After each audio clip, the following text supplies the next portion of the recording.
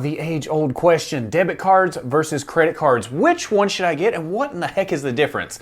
Is that actually an age-old question? I have no idea, but in today's video, I'm going to be discussing the differences between credit cards, debit cards. We're going to look at everything from fees, budgeting, consumer fraud protections, impact on credit score, and so much more. And I'm going to give you my own personal thoughts on this. What do I personally do? If you do find this video helpful or at least mildly entertaining, don't forget to be awesome. Give me a big thumbs up on the video. Subscribe to the channel, hit the bell notifications for alerts. And if you're interested in applying for a credit card, make sure you apply using the link down in the description below. That greatly helps support the channel, and I really appreciate all of you in doing that so far. True confession time. At one point in my life, I was a Dave Ramsey financial coach.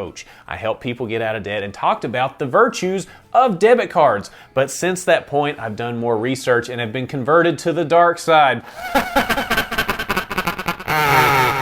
It's not really that scary, all right? I converted over to credit cards and points and miles, and that's what most of this channel is about if you're a regular subscriber to the channel. In this video, I do want to clarify the differences between these two in several different areas. By the end of the video, I am going to pick a winner between debit and credit cards, and of course, if I'm wrong, just let me know down in the comments. It won't hurt my feelings. This is a full-on discussion. I want to hear what you have to say about this. All right, we've got a lot of stuff to cover in this video. You can use the timestamps down in the description if you want to skip around and do that. But with that said, we've got a lot to do. If you're ready, I'm ready. Let's go. Before we get into the different categories, let's explain what a debit card is first. A debit card draws money directly from your bank account. A credit card comes from a line of credit extended to you by the bank. So those are the very basic principles of the differences between these two cards. Now let's get into the specific categories. First, in terms of fees, debit cards really come out ahead on this because they don't usually have any kind of fees. When you have a debit card, it's basically just an extension of your checking account and draws money directly from it. On the other hand, credit cards oftentimes come with an annual fee. Now, what's an annual fee? An annual fee is basically a price you pay for the privilege of carrying that card in your wallet. How lucky are we? All right, so there's the annual fee, but there's also interest charges as well. And if you look at the terms and conditions that come with your card, I know we all read all the terms and conditions, you'll see that the interest rates are well over 20% in a lot of cases. And with the interest rate bumps coming from the Fed, those rates are going to continue to go higher and higher. So when it comes to fees, this one is a no-brainer. This is a win for debit cards. There's almost no fees involved whatsoever. Next, let's move on to benefits. And when it comes to benefits, debit cards really don't offer a whole lot of benefits. Now, don't get me wrong, there are debit cards that pop up every now and then that claim to offer these big benefits just like credit cards do, but they never really stay in business very long, so it's very hard for me to consider benefits as a big plus for debit cards. Credit cards, on the other hand, offer a plethora of benefits, and I guess that's why they charge you that annual fee. Credit cards offer all kinds of perks, seriously, all kinds. First, you get sign-up bonuses, which usually include points and miles that you can then convert into things like free travel, gift cards, and more. And you also have credits that are available to you with some cards. The best example of this, in my opinion, is the American Express Platinum card. A lot of people refer to this card as the coupon book card because it offers so many credits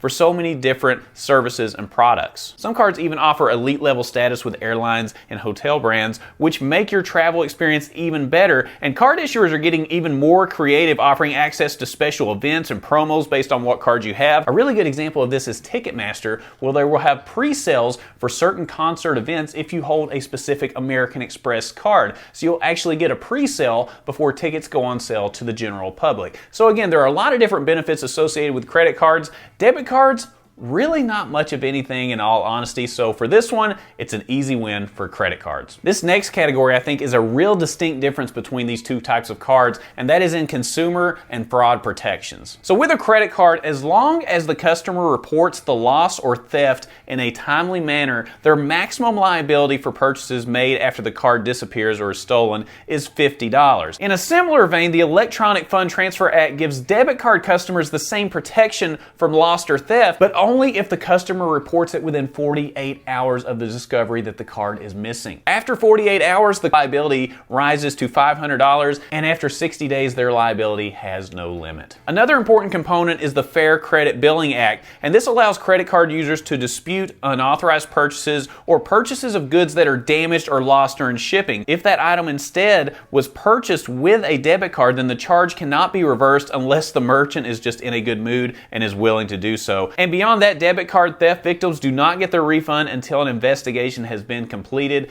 that's a big hassle because you're going to be out the money until the bank does the investigation to see if the purchase was fraudulent. So you're going to be without that money until they're finished up. On the other side of that, a credit card holder is not responsible for the disputed charges, and the amount is usually deducted immediately and restored. So even though credit and debit cards offer zero liability protection, in terms of the law, it's more favorable for credit cards. So in my opinion, this one goes to credit cards. Speaking of consumer and fraud protections, let's talk about today's sponsor, Aura. Now, we do almost everything online these days. I'm on my phone all the time, I'm on my iPad all the time, I'm doing all kinds of stuff, and Aura is there to help protect you from hackers, scammers, and spammers. They're everywhere. They also search the dark web to see if your password information or any of your personal information has leaked online. And when I signed into Aura for the first time, it really freaked me out because I found out that my passwords had been stolen from 11 different websites. 11.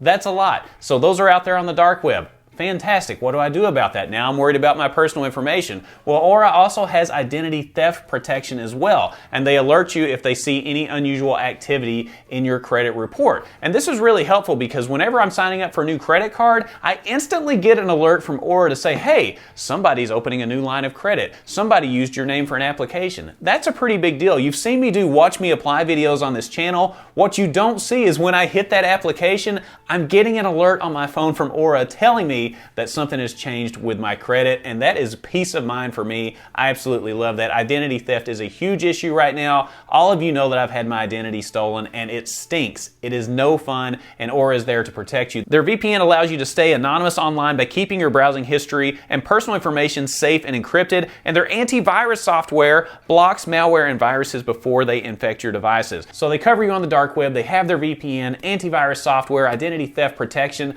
That helps me sleep a lot better at night, especially after the experience I had when my identity was stolen. Protect yourself and your family from identity theft by visiting aura.com/Boyd. And if you sign up right now, Aura will give you a 2-week free trial using the link that I will provide down in the description below. And do me a favor, whenever you sign up, let me know down in the comments how many times your information has appeared on the dark web. Aura's going to tell you, and it may scare you just a little bit.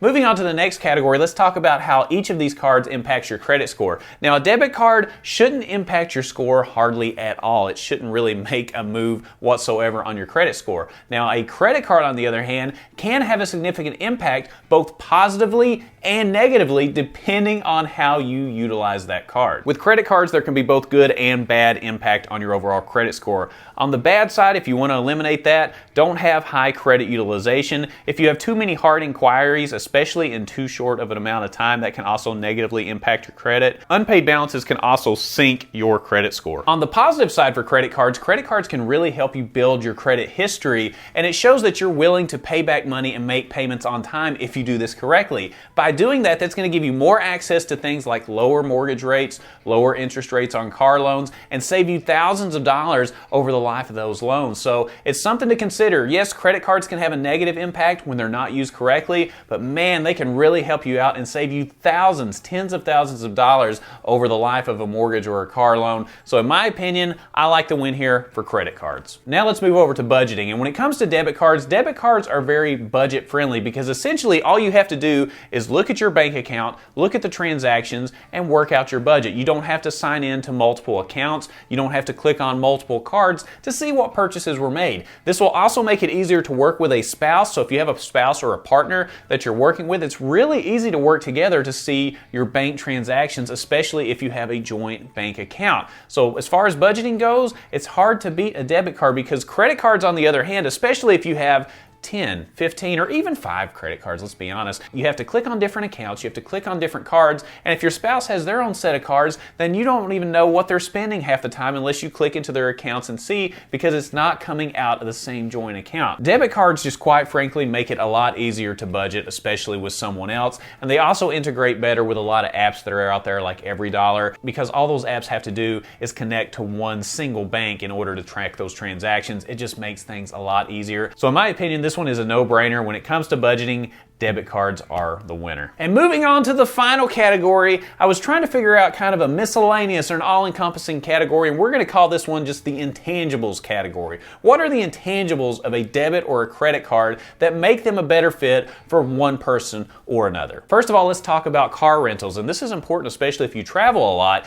Life is a lot simpler when you use a credit card because a lot of car rental companies want a credit card on file versus a debit card. Now, I know dollar car rental works well with debit card users, and that's perfectly fine, but for the vast majority of the other car rental companies, that's just not the case. You're going to want to use a credit card. And also, a lot of times, if you do find a car rental company that'll work with you, they'll put a huge hold on your debit card, and this can also happen at hotels or gas stations, and that could even overdraft you or force you to keep more in your account than what you need to. This is a big hassle, right? Especially if they put a large hold on your account and you weren't anticipating it, and then you go into the negative, and then you're trying to shop around on your trip and you can't because you're in the negative on your debit card. It's just a big mess.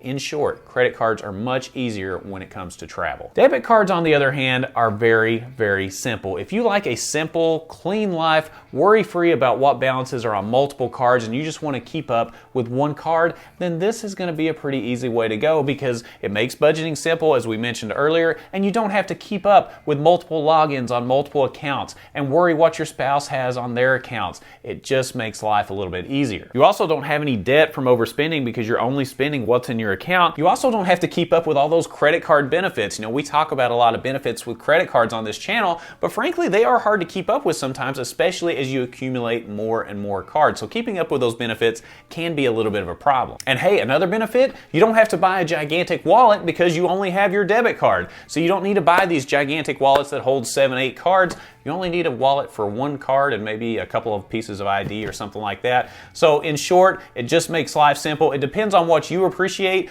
but in my opinion, I think credit cards win the intangible category because I travel a lot. For me personally, having a credit card makes life so much easier. As I mentioned at the top of this episode, I used to be a Dave Ramsey financial coach.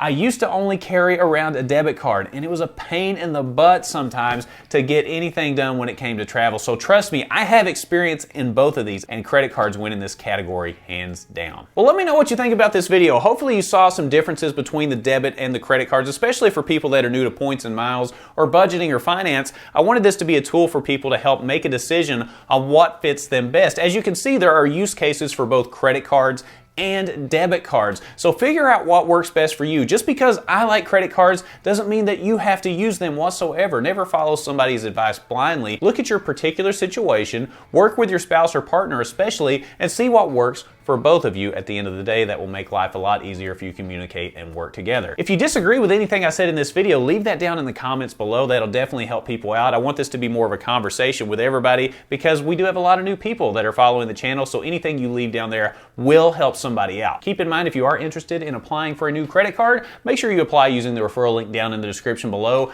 Applying through that link greatly helps support the channel, and I really appreciate all of you in doing that so far. If you found this video helpful or mildly entertaining, don't forget to be awesome. Give me a big thumbs up on the video. Subscribe to the channel, hit the bell notifications for alerts, and when you click on the Brandon Boyd Show, click, click, click, you're gonna get the latest information on credit cards, points and miles, travel, money, finance, and everything in between, and I look forward to seeing you on the next episode. We'll see you soon.